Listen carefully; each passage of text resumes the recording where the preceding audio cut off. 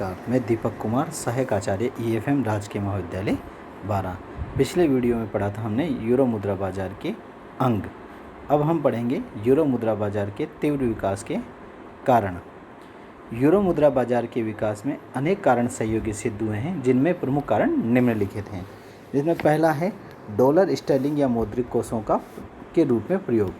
1971 के पूर्व में डॉलर की स्वर्ण में परिवर्तनशीलता तथा किसी भी देश में परिवर्तनशीलता के कारण डॉलर कोषों का प्रयोग मौद्रिक कोषों के रूप में बढ़ा, क्योंकि स्वर्ण कोषों का केंद्रीकरण कुछ ही देशों के पास हो गया था। अतः इस अभाव की पूर्ति डॉलर व स्टर्लिंग के कोषों से की जाने लगी। इसी का दूसरा बिंदु है ब्याज दरों में अंतर। अमेरिकी बैंकों में डॉलर कोषों पर ब्याज की दरें कम थी, जबकि यूरोपीय देशों में ब्याज दरें अधिक थी। अतः विदेशियों ने अपने डॉलर कोष यूरोपीय बैंकों में जमा कराए ताकि अधिक ब्याज अर्जित हो सके। यही स्थिति स्टर्लिंग, येन आदि के संबंध में भी रही। अगला बिंदु है इसी में अनेक देशों की मुद्राएं उन्हें परिवर्तनशील घोषित करना। बहुत से यूरोपीय देशों में अपनी मुद्राओं को भी परिवर्तनशील घोषित कर दिया, तो उनका भी महत्व विदेशी भुगतानों की दृष्टि से बढ़ा और उनके कोष विदेशी बैंकों में जमा होने लगे। अगला बिंदु है विनिमय नियंत्रण में उदारता, प्रतिबंधों में छूट। जब यूरोपीय देशों में विनिमय नियंत्रणों का हल्का किया गया या प्रतिबंध हटा लिए गए, तब इन देशों में विदेशी मुद्रा के जमा व लेन देन सरल व सस्ते होने लगे। अगला बिंदु है अमेरिका में बैंक अधिनियम रेगुलेशन क्यू। अमेरिका में बैंक अधिनियम रेगुलेशन क्यू लागू होने से अमेरिकी डॉलर को यूरोपीय बैंकों में जमा कराना व निकालना अपेक्षाकृत सरल व सस्ता था। अतः यूरो डॉलर तेजी से विकसित हुआ। अगला है डॉलर व स्टर्लिंग संकट। इन दोनों मुद्राओं पर संकट के कारण विदेशियों में यूरोपीय अन्य मुद्राओं mark, Frank, lira, Swiss franc तथा डच गिल्डर के साथ साथ येन आदि की लोकप्रियता भी बढ़ी। अतः यूरो डॉलर के साथ यूरो चलन बाजार में दूसरी विदेशी मुद्राओं का यूरो बाजार भी बढ़ा। इसी में अगला बिंदु है अल्पकालीन अंतर्राष्ट्रीय वित्त की बढ़ती आवश्यकता। इस कारण भी यूरो मुद्रा बाजार का काफ़ी बढ़ा, क्योंकि इस प्रकार की मुद्राओं का क्रय विक्रय अपेक्षाकृत कम नियंत्रणपूर्ण है एवं प्रतिबंधों से मुक्त रहता है। ब्याज दरों के संबंध में भी नियंत्रण नहीं रहता। अतः यूरो मुद्रा बाजार के विकास में भी सहायता मिली। इसी में अगला बिंदु है यूरो मुद्रा बाजार की नियंत्रणों से मुक्तता। यूरो मुद्रा बाजार पर प्राय किसी भी प्रकार का सरकारी नियंत्रण नहीं होने के कारण बैंकों को लाभ होता था। यूरो मुद्रा बाजार में न तो ब्याज दरें संबंधी नियंत्रण रहता है और न ही बैंकों को उनके लिए सुरक्षित कोष रखने की कोई आवश्यकता होती है। अतः इन जमाओं के लेन देन प्रतिबंधों से मुक्त होने से इन मुद्राओं के यूरो चलन बाजार का तेजी से भी विकास हुआ। अगला बिंदु है अधिक लाभदायक। यूरो मुद्रा बाजार में सौदे बड़ी रकमों के होते थे, यानी कि बड़ी राशियों के होते थे। ऋण देने में ब्याज दर का अंतर कम होने के बावजूद भी कुल लाभ अधिक हो जाता था। अतः यूरो मुद्रा में लेन देन करने वाले बैंकों को काफ़ी लाभ मिलने से उन्होंने इसके विकास में प्रोत्साहन दिया। इसी में अगला बिंदु है विकासशील देशों के नागरिकों व राजनीतिज्ञों द्वारा विदेशी मुद्राओं को यूरोपीय बैंकों में जमा कराने की बढ़ती प्रवृत्ति भी यूरो मुद्रा बाजार के विकास में सहायक सिद्ध हुई है। इसी में अगला बिंदु है अंतर्राष्ट्रीय व्यापार में वृद्धि। अंतर्राष्ट्रीय बाजार के विस्तार एवं विकास के कारण सभी देशों में अल्पकालीन वित्त की आवश्यकता तेजी से बढ़ी और यूरो मुद्रा बाजार के हाजिर सौदों के साथ साथ उन्हें अल्पकालीन वित्त की आवश्यकता की पूर्ति की प्रवृत्ति के कारण इसमें बाजार का तेजी से भी विकास हुआ। अवमूल्यन के कारण क्षति का भय नहीं। अवमूल्यन के कारण क्षति का भय नहीं। यूरो मुद्रा बाजार में उद्धत दरें विनिमय दरें न होकर ब्याज दरें होती थीं। अतः यूरो मुद्रा बाजार में विदेशी मुद्राओं का अवमूल्यन हो जाने के बाद भी उनको पूर्व प्रचलित दरों पर क्रय विक्रय किया जा सकता था। अतः अवमूल्यन के कारण हानि का भय नहीं था। इसका बाजार तेजी से विकसित हुआ। यूरो बॉन्ड्स का प्रचलन। यूरो मुद्रा बाजार में गैर निवासियों द्वारा विदेशी मुद्राओं जमाओं की अवधि 1 वर्ष से बढ़ाकर 5 वर्ष कराने की व्यवस्था चालू हुई तो 1963 में यूरो बॉन्ड्स बाजार विकसित हुआ और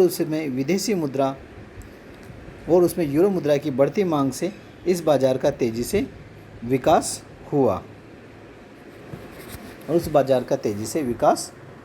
हुआ अगला बिंदु है तेल उत्पादक देशों के भारी लाभ होने से उनके निवासियों ने अपने अर्जित विदेशी मुद्राओं को यूरोपीय देशों में जमा कराना लाभदायक समझा।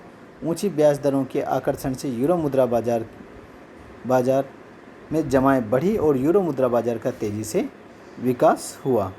इसी में आगे है यूरो मुद्रा बाजार की कार्य प्रणाली। यूरो मुद्रा बाजार की कार्य प्रणाली।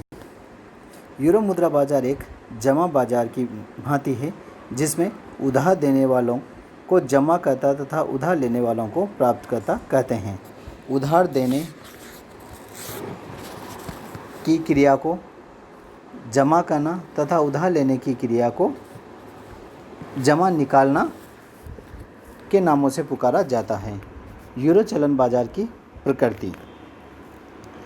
यूरो चलन बाजार गैर सरकारी विदेशी मुद्राओं का बाजार है जो सरकारी नियंत्रणों से मुक्त पर बैंकिंग नियमों के अंतर्गत कार्य करता है। यूरोपीय बैंक सभी विदेशी मुद्राओं पर जमा स्वीकार करते हैं तथा उन्हें निकालने का वचन देते हैं।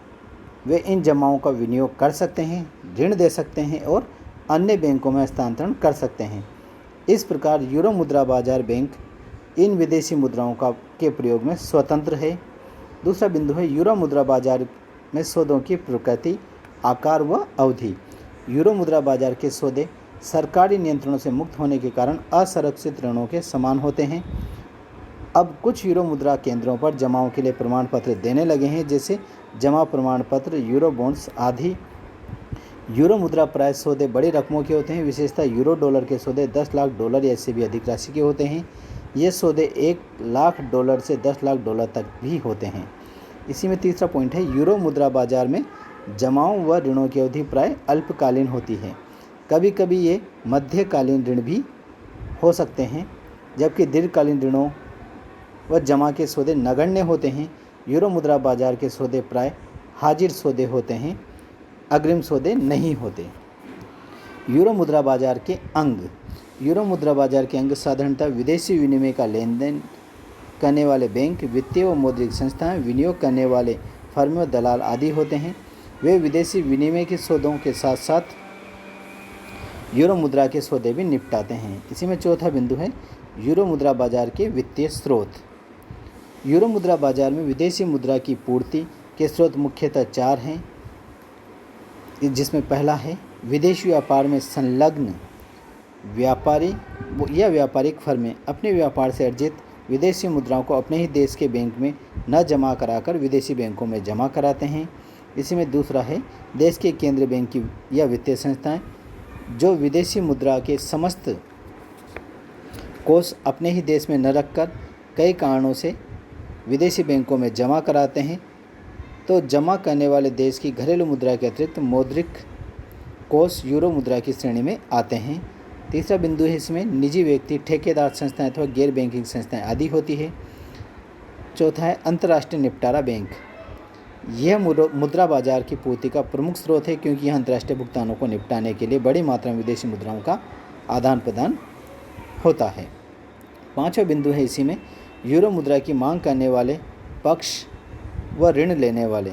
जिस प्रकार यूरो मुद्रा में बाजार में यूरो मुद्रा की पूर्ति करने वाले बैंक, विनियोग करने वाली फर्में, केंद्रीय बैंक तथा अंतर्राष्ट्रीय निपटारा बैंक आदि वित्तीय संस्थाएं होती हैं, उसी प्रकार यूरो मुद्रा की मांग करने वाले भी विदेशी व्यापार में संलग्न व्यापारी, देश विदेशों की केंद्रीय बैंक,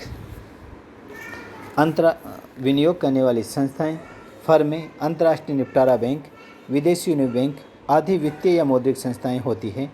कभी कभी सरकार भी ऋण लेती है। विकास संस्थाएं तथा स्थानीय निकाय भी मांग करते हैं। अगला बिंदु है यूरो मुद्रा बाजार में जमा एवं ऋण संबंधी सौदे संपन्न कराने का ढंग। यूरो मुद्रा बाजार में ऋण व जमा संबंधी सौदों को संपन्न कराने में अंतर्राष्ट्रीय दलालों की महत्वपूर्ण भूमिका रहती है। वे यूरो मुद्रा के विक्रेता क्रेता दोनों पक्षों को निकट लाकर सौदे तय करवाते हैं तथा दोनों पक्षों में सौदे की पुष्टि पत्रों द्वारा करवा लेते हैं। यूरो मुद्रा संबंधी सौदे टेलीफोन या टेलेक्स पर तय किए जाते हैं। चूँकि ये सौदे असुरक्षित होते हैं, अतः उधार लेने वालों साख के अनुसार सीमा का निर्धारण कर दिया जाता है। यूरो मुद्रा बाजार में संलग्न वित्तीय संस्थाएं अपने जमा के दायित्वों तथा ऋणों के दबावों में सामंजस्य बैठाती है। यूरो मुद्रा बाजार में बैंक साख की भांति यूरो मुद्रा साख एवं ऋण में वास्तविक जमाओं की तुलना में कई गुना वृद्धि हो जाती है। अगला बिंदु है यूरो मुद्रा बाजार में उद्धृत दरें।